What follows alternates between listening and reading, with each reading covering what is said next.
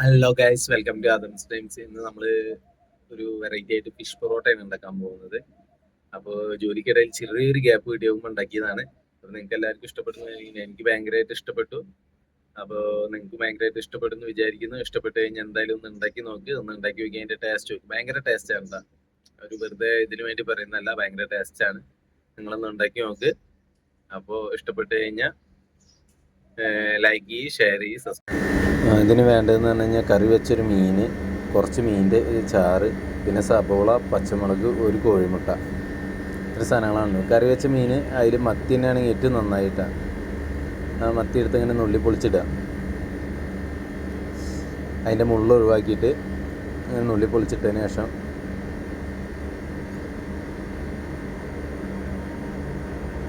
മൊത്തമായിട്ട് ഇങ്ങനെ നുള്ളി പൊളിച്ചിടുക. എന്നിട്ട് ആ മീനിൻ്റെ ചാറായിരിക്കും ഒഴിക്കുക.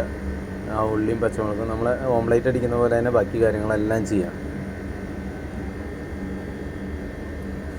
ആ മുട്ട പൊട്ടിച്ച് വെച്ചതിന് ശേഷം നന്നായിട്ട് ഇളക്കുക.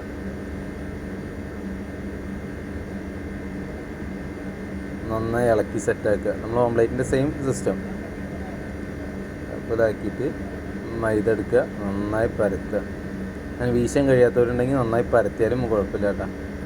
ഞാൻ പൊറോട്ട വീശാൻ അറിയാവുന്നതുകൊണ്ട് ഞാനങ്ങനെ ചെയ്യുന്നത്.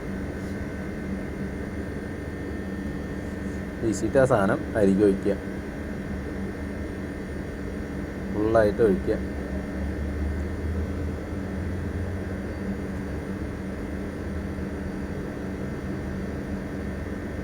ഫുള്ളായിട്ട് ഒഴിച്ചതിന് ശേഷം 4 മൂല മടക്കുക.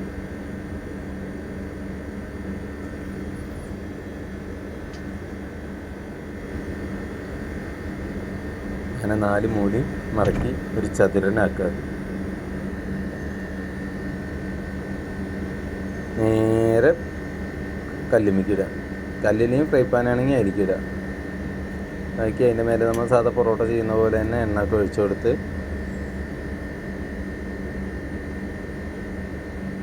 നേരെ മറിച്ചിടുക, പൊട്ടാണ്ട് മറിച്ചിടുക.